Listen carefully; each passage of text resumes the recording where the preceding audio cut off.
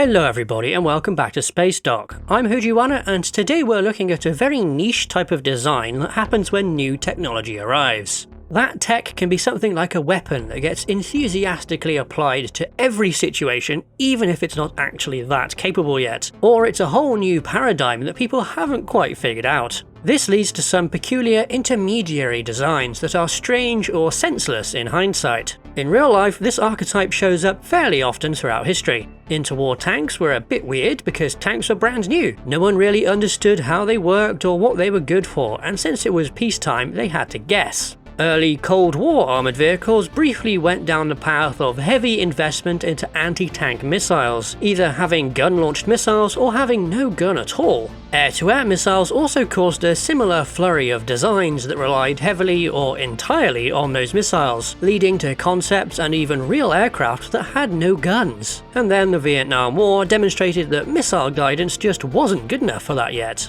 A modern example for ships might be railguns. The US Navy put a lot of work into developing and testing railguns before deciding they weren't viable, but Japan and China have test versions of their own. It remains to be seen if this was a technological dead end though, which is a slightly different thing to what I'm talking about. My previous examples, tanks and missiles, are both mature, reliable technologies now, but back when they were new it was a different story. People were trying to predict the future and thought things were more advanced than they really were. Which really doesn't seem to show up that much in sci-fi, which is a shame because I think it's a fascinating angle of real-world history that would make for great inspiration. It's also a brilliant way of explaining why sci-fi vehicles can be a bit weird. In reality, we know this is probably due to trying to look cool, but an overinvestment in shiny new technology works as an in-universe explanation. It was pretty hard to come up with examples of this in popular sci-fi, but I think I've got a few that are pretty close. The Spore Drive from Star Trek Discovery is almost there. It had a large downside when it was developed in that it needed a gene-modified navigator, which was against Federation law. Then the tech got buried in the time it was developed after the ship was yeeted to the future, where it was further refined and found to be usable by empaths. But then it turned out the Pathway Drive was better suited to the needs of the time. The Spore Drive ended up being a technological dead end, which isn't quite what I'm talking about.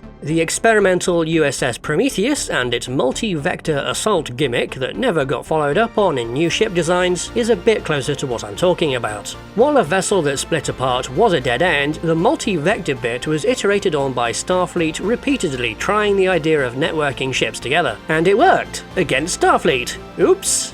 Sticking with ships named Prometheus, Stargate has its Naquadria-based hyperdrives that the Tauri, aka humanity, developed, which do work but are unstable and prone to some minor malfunctions. While that specific type of hyperdrive was a dead end, other more developed hyperdrives do still work. Basically, the Tauri ran headfirst into problems while enthusiastically pushing for new tech to work, so I think the ship that carried this drive qualifies for this archetype. Going more niche now, and Battletech has the Baron class with its revolutionary engines that turned out to be deeply flawed. By the time these issues were fixed, the ship was considered outdated. I'm sure Gundam also has something that fits this archetype, and I'm certain our video editor has it here on screen right now. Leaving the niche and Warhammer 40k's Imperial tanks are based on interwar and World War II vehicles, so they naturally inherit some of their weirdness. The multiple turrets with many types of gun, sponsons sticking through tracks that go up over the top of the tank, riveted armour, hull machine gunners. Boom, boom, boom, boom. All of these were eliminated from real tanks as time progressed, since they had big downsides or technology or tactics advancing rendered those features redundant. But Warhams doesn't care about that, it's all about the vibes. As a brief aside, I find it neat that the riveted look has sort of returned in recent years thanks to bolt-on modular armor packages. Of course, in technical terms, there's a vast difference between these bolts and rivets, but there is a visual similarity. Back to spaceships, and a really good example can be found in the Lunar War. Here, the new tech is armed spacecraft, and the weird part is the use of gun-based point defense. They do just barely work at being a last line of defense, but as things go on, lasers and anti-missile missiles prove themselves to be much more effective.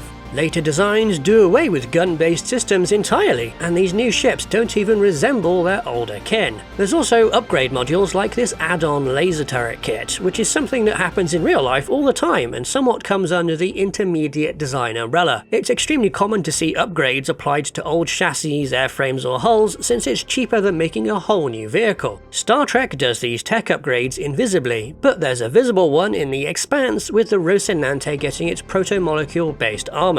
As we can see, there are some examples of this intermediate design weirdness, but almost all of them are accidental rather than being a conscious choice by the creator, and even if it was deliberate, it's very hard to get across to the audience. In the end, I wanted to talk about this design archetype because I think it's a neat quirk of real-life technological progress, and one that could add a nice bit of subtle verisimilitude to a setting.